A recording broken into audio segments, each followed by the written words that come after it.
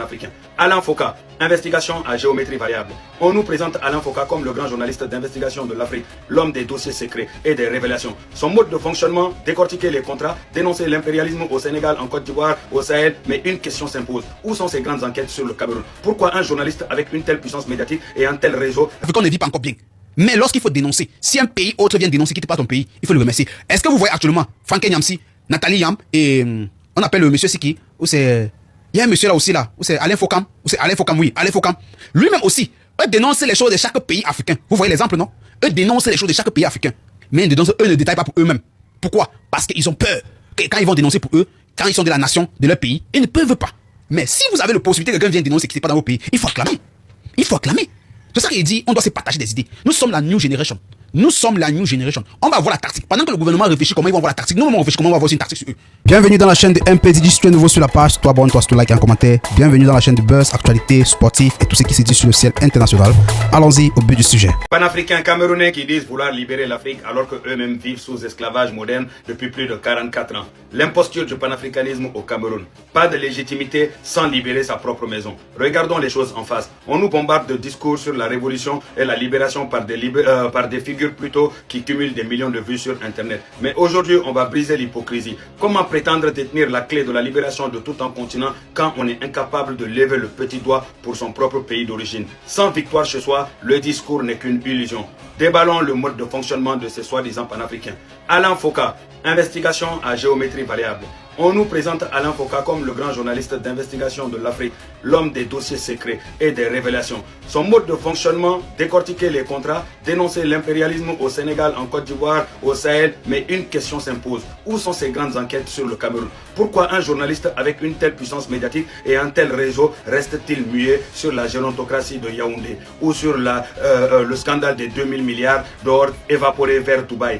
Utiliser son aura pour éclairer les problèmes des autres tout en éteignant les projecteurs sur les défaillances de son propre pays, ce n'est pas du journalisme engagé, c'est un choix stratégique pour préserver son confort.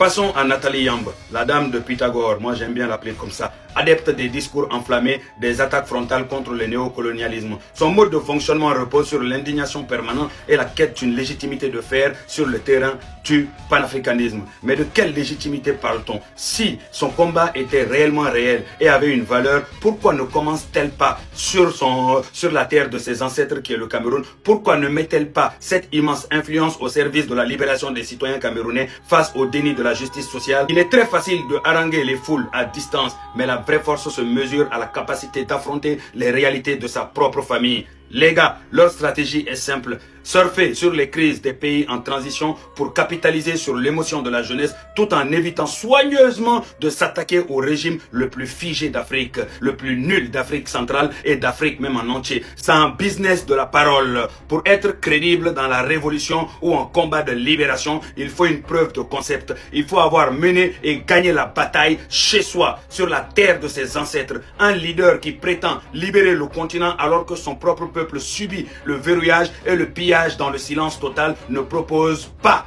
une libération. Il propose un produit marketing. La jeunesse africaine n'est plus dupe. La légitimité commence sur son propre sol, sur la terre de ses ancêtres. Vive l'Afrique libre et les Africains qui sont réellement conscients. Le Sénégalais est sorti sur les Camerounais, en train de montrer et prouver et détailler de ce qui se passe vers le côté du Cameroun. Et on voit certains Camerounais se mettre à pleurnicher. Certains Camerounais qui se mettent en duel avec lui. Madame, mesdemoiselles et messieurs, bienvenue toujours chez MPDD. Ici, tout ce qu'on a dit, c'est que lorsqu'un pays africain s'élève, vient dénoncer ce qui se passe dans votre pays, soyez fiers. Parce que chaque pays africain n'est pas encore bien clair.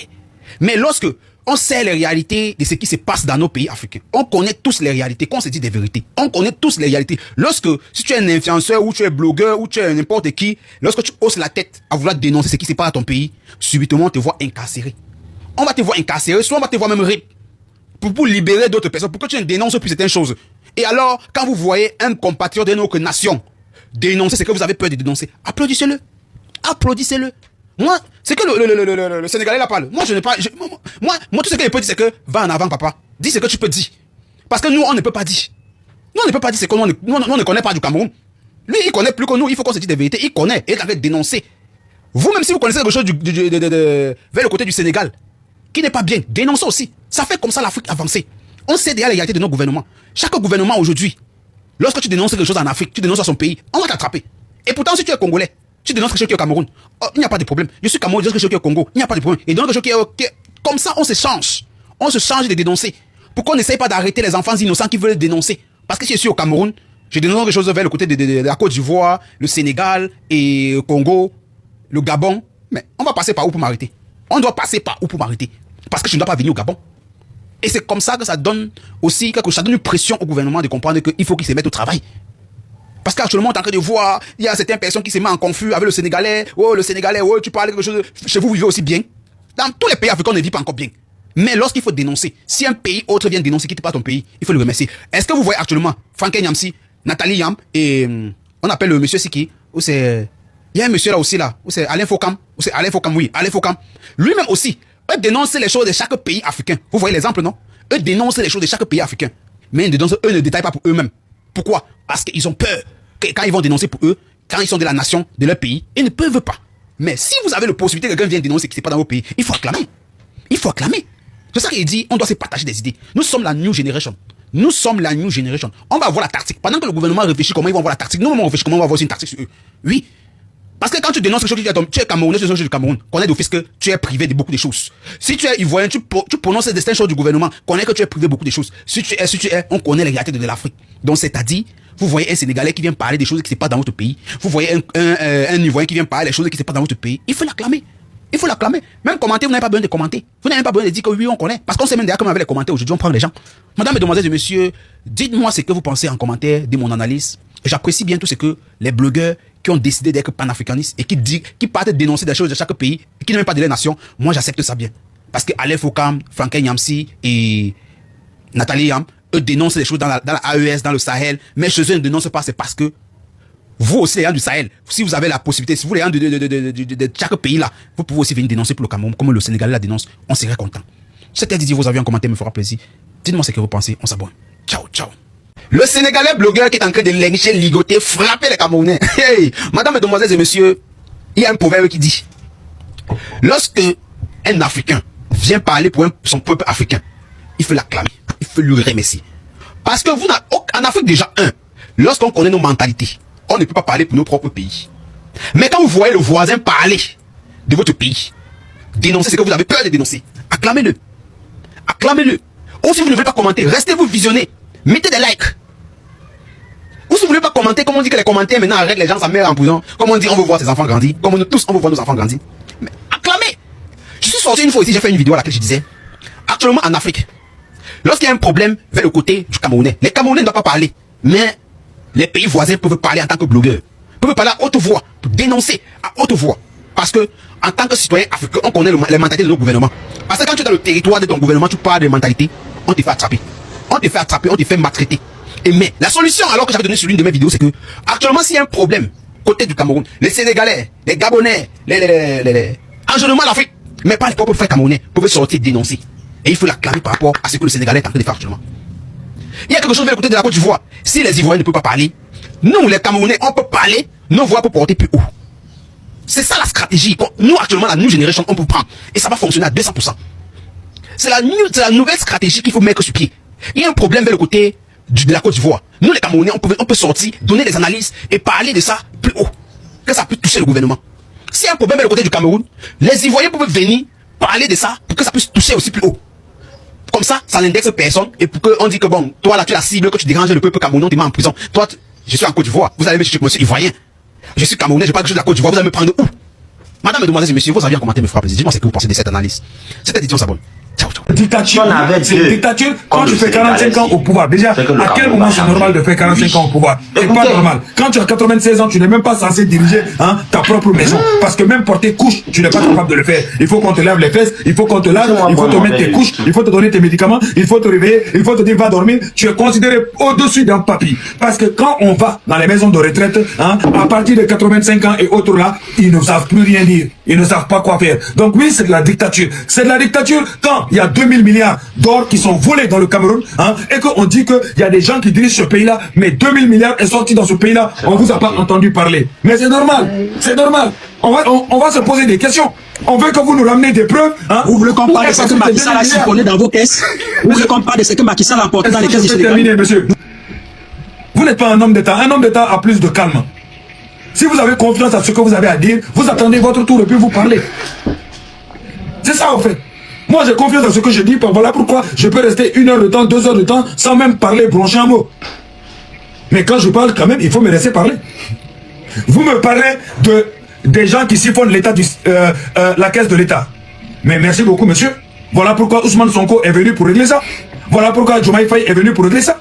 Au Sénégal, quand on a des problèmes, on les règle, on les dénonce et puis on les règle. Au Cameroun, quand il y a un problème, celui qui dénonce est tué ou assassiné ou exilé. C'est ça la différence entre nous et vous. Dans tous les États d'Afrique, il y a des corrompus. Mais la différence qu'on a entre nous les Africains, c'est ceux qui acceptent et assument de dénoncer le problème qu'ils ont et de régler le problème qu'ils ont. C'est ce qui a fait qu'au jour d'aujourd'hui, hein, nous tous on sait. Mais vous, il a fallu faire des enquêtes.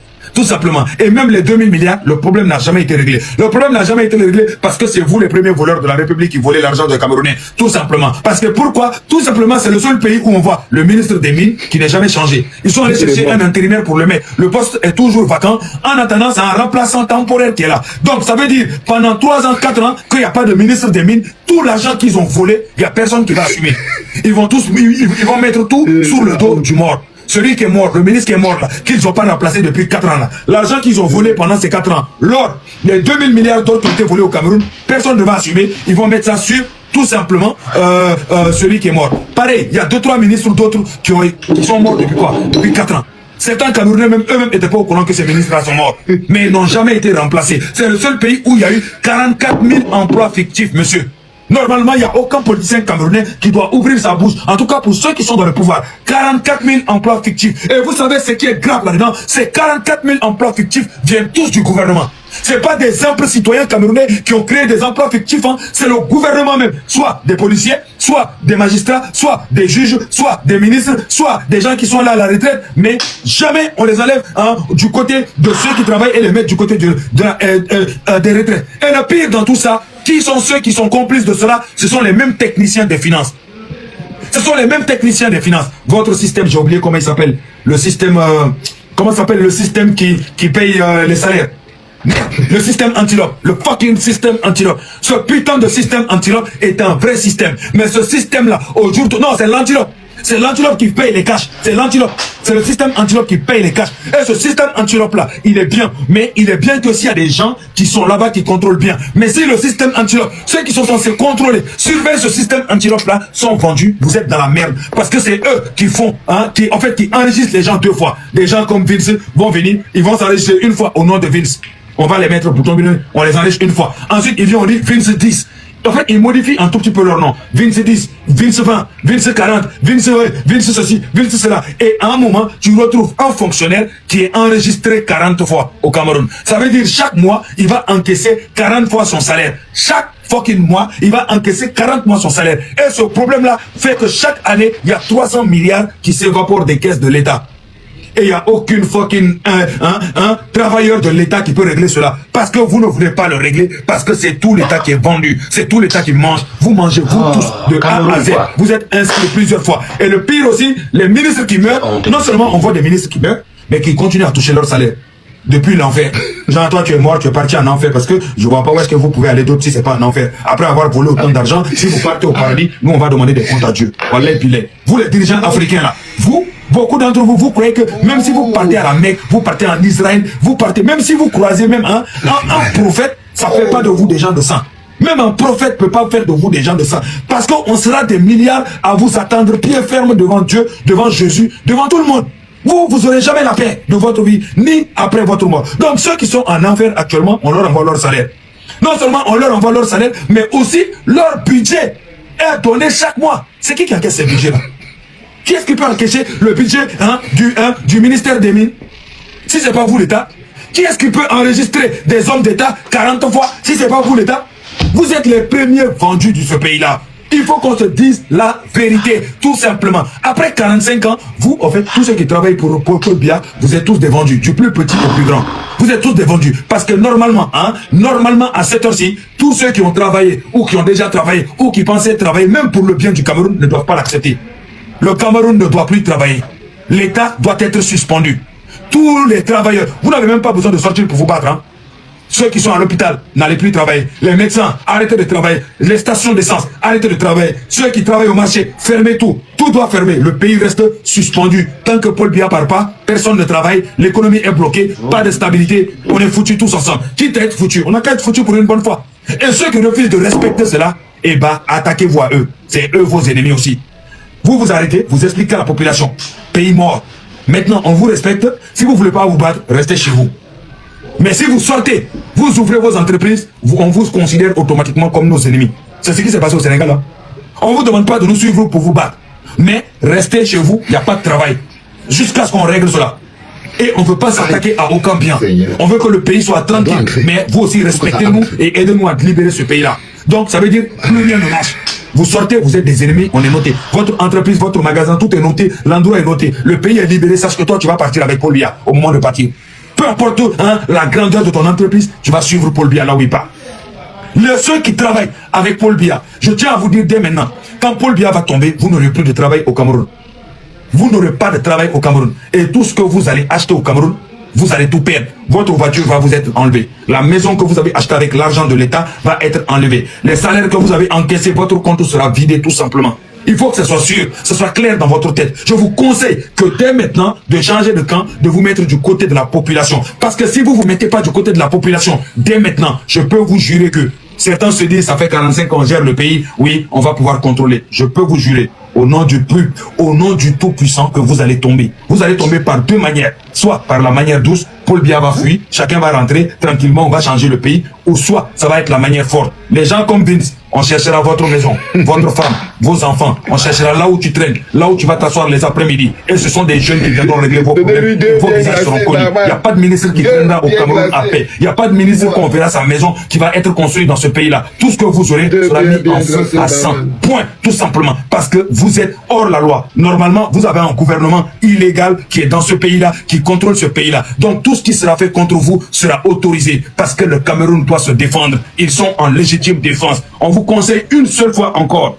Revenez à la raison. Repartez vers le peuple. Parce que le débat, ce n'est plus... Attendez s'il vous plaît. Attendez, monsieur, moi j'ai mis 2 heures avant de prendre la parole. J'ai mis 2 heures ou 3 heures même avant de prendre la parole. Donc je prends mon temps quand même. C'est ça, petit, prends ton temps. Je parle pas seulement à vous, Vince. Il y a d'autres membres de politique qui sont chez Paul Biya, qui sont dans mon live ici. Certains même m'ont déjà envoyé des messages. Je ne vais pas donner leur nom, mais ce que je leur ai dit, c'est clair. Je vous conseille, l'argent que tu as là, c'est suffisant. À force de vouloir plus, tu vas tout perdre. Parce que ta famille sera... Quand la révolution va commencer, c'est vous qui vont attaquer en premier. Avant que la police même pense à vous protéger, vous, votre problème est déjà réglé depuis longtemps. Paul Biya ne va pas vous protéger, l'armée ne va pas vous protéger, parce que l'armée du Cameroun ne fait pas plus de 100 000 personnes. Et au Cameroun, on a 30 millions de Camerounais. Il faut le comprendre. Avec 500 000 Camerounais, vous êtes tous foutus. Vous n'allez même pas quitter le pays. L'aéroport sera bloqué. Les entrées et sorties seront bloquées. Et l'armée, seule chose qu'ils vont faire, c'est tout simplement se diriger vers la population et dire on est avec vous. Quand ça bascule, l'armée reprend sa tête. Même si l'armée, ils sont fous. Comment ils savent qu'ils ne peuvent pas affronter toute la population. Et s'ils font cela, ils ne seront plus l'armée. Ça, c'est fini. Toute l'armée sera dissous. Ce sont des jeunes qu'on ira chercher et puis remettre. Donc, il faut que ça soit clair. On va rentrer dans une phase où ça va plaire personne. On ne va pas discuter avec vous. On va juste demander à vos voisins de nous envoyer les secrets de vos maisons. Aux filles que vous allez voir de nous envoyer vos secrets. On va demander à tous ceux qui vous connaissent de s'éloigner de vous. Parce que ce qui arrive, eux-mêmes ne vont pas assumer. Parce que si tu es coupable, ton entourage est coupable, c'est parce que eux tous ont bouffé l'argent du pays. Tous seront coupables. C'est ce qui s'est passé dans pas mal de pays où il y a eu la révolution. Donc on vous conseille encore une fois, vous ne pouvez pas vous asseoir ici, on vous parle de dictature, vous nous parlez du Sénégal. Le Sénégal qui a eu 5 présidents. Le Sénégal où il y a un inspecteur des impôts et domaines qui a quitté, inspecteur qui est devenu président. Le Sénégal où même les deux qui ont pris le pouvoir, aujourd'hui la démocratie a fait que aujourd'hui ils s'affrontent. L'un dirige l'Assemblée nationale, l'autre dirige le parti présidentiel. Et chacun a son pouvoir et ils s'affrontent dans la démocratie. Et tout le monde a le droit de parler comme on veut, comme on en a envie. Tout ce qui a été fait comme vol chez nous, aujourd'hui la justice est en train de poursuivre les gens. C'est au Sénégal qu'on voit des ministres tomber en prison, députés en prison, gendarmes en prison, juges en prison, anciens magistrats en prison, tous en prison. Certains même ont quitté le pays pour ne pas être en prison. C'est au Sénégal que tu vois cela. Contrairement au Cameroun, où des vieux sont capables de voler plus qu'à 90 ans, mais rien n'est fait. Personne n'est arrêté. Des jeunes filles sont violées. Vous êtes toujours arrêtés en costard cravate dans un pays poussiéreux, rempli de poussière, comme si on était au désert, pendant que vous êtes dans des 4x4 climatisés, tranquillement dans vos maisons, avec les climatiseurs, etc. Vous ne voyez pas le contraste? Le contraste est très très bizarre. Un pays poussiéreux où les enfants sont obligés de mettre des cagoules sur leur visage pour rouler en moto, pendant qu'on voit une petite élite de merde qui sont en costume cravate en train de rouler dans ces grandes voitures. Toutes ces grandes voitures seront brûlées. Ils seront brûlés, mis à feu, mis à sang. Tout ça, vous allez perdre.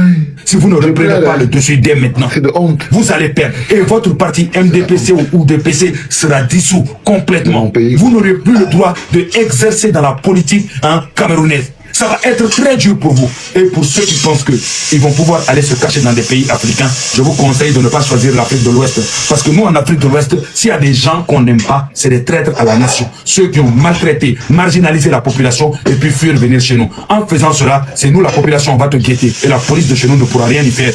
On va te faire ça propre. Et puis pour rien y faire, personne n'aura ni vu, ni connu. Et on va te vendre. On donnera ton adresse dès qu'on le saura. Toi, tu vas être pire que... En fait, pire même que toi-même. Tu sors chez toi, c'est mieux. Tu assumes. Parce qu'à chaque fois en sortant, tu vas devoir te masquer. Parce que dès qu'on va te voir, on va balancer ton adresse partout à tout le monde. Où est-ce que tu vas aller? On va te balancer. Et à chaque fois qu'on va te croiser, on va te donner le nom. C'est le traître camerounais qui a volé l'argent des Camerounais. Et puis on va le dire dans tout le quartier. Et toute la ville va le savoir. Où est-ce que tu parles? On dira c'est le voleur là qui a volé l'argent des Camerounais pour venir se cacher ici. Toi-même, à un moment, tu vas partir. Tes enfants, ils vont sortir dehors. On va leur dire voleur, voleur. Ton père était un voleur. Et c'est comme ça. On va vous harceler. Harceler. C'est la spécialité des Sénégalais. Quand ils croisent des vendus, ils savent bien faire cela. Jusqu'à ce que toi-même tu fuis du pays. Voilà pourquoi beaucoup maintenant ils n'osent plus aller au Sénégal. Quand ils font des bêtises, ils cherchent autre part. Il faut demander à un certain Guinéen qui est là-bas, qui a volé l'argent des Guinéens, qui est parti se cacher au Sénégal. Demandez-lui. Les Sénégalais sont en train de lui faire ça propre. Ils veulent pas. Ils lui disent clairement, faut rentrer chez toi. Ici, t'es pas chez toi. On veut pas de toi ici. Certains disent non, c'est de la xénophobie. Ils en ont rien à foutre.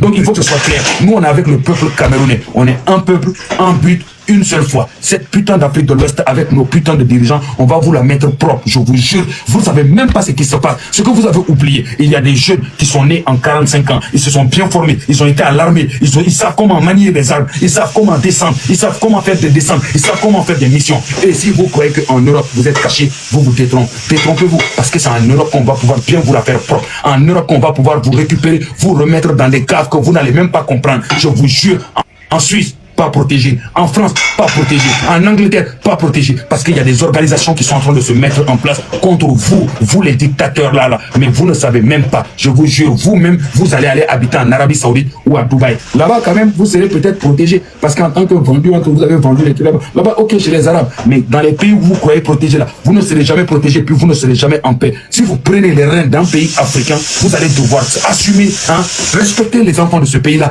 travailler pour ces enfants de ce pays-là, sinon vos enfants n'auront pas la paix. Et tous ceux qui connaissent Vince, connaissent sa famille, connaissent des choses sur lui, envoyez-le-moi, je vais balancer. Même s'il y a lui qui n'a pas habillé sur lui avec d'autres femmes, envoyez-le-moi les filles, je vais balancer, j'assume toutes les conséquences qui vont arriver derrière. Je vous le dis tout simplement. Vous allez comprendre la mentalité WhatsApp. Nous, on n'a pas de limite. Même vos parents, si on les voit nus, on va les afficher. Nous, vos maisons, on va donner. Vos enfants qui sont en Suisse, en France, ici, qui ont des écoles, on va donner l'adresse de leur école, savoir où ils sont. On va savoir tout de suite, si vous êtes réellement fort. Si vous demandez-vous pourquoi les dictateurs chez nous, ils finissent, ils partent. Ils veulent pas faire la dictature parce qu'on les dégoûte bien avant. On leur montre que tu es fou, non? Nous là, on est des psychopathes. On est des fous. Et puis on est capable de tous aller prendre papier de fou. Tout ce qu'on fait, on dit on est fou. Et puis on va te rejoindre là où tu veux pas. C'est ça. Vous allez quitter le pouvoir au travail. Comme à 45 ans aujourd'hui, il y a des Camerounais, quand il pleut, ils sont obligés de passer par le Tchad pour arriver au Grand Nord. Par le Tchad, bordel. Par le Tchad. Le Cameroun qui était si beau. Le Cameroun qui était si magnifique. Le Cameroun qui prenait des coupes d'Afrique en enchaîné. Les lions, quand on disait les lions indomptables, tout le monde voyait le Cameroun en grand. On dit leur population, ils sont tous costauds. Le pays est grand. Ils ont beaucoup d'argent. Ils ont de l'espace. Ils ont tout. On voit des jeunes qui sont venus, vendre ce pays-là. Et vous voyez des petits, des jeunes qui sont complètement défendus. Je ne sais pas comment un jeune même peut suivre ce genre de personnes en se disant que je suis légitime. Comment tu peux être légitime? Tu es en train de suivre ton papi. Tu suis ton papi. J'ai une petite question.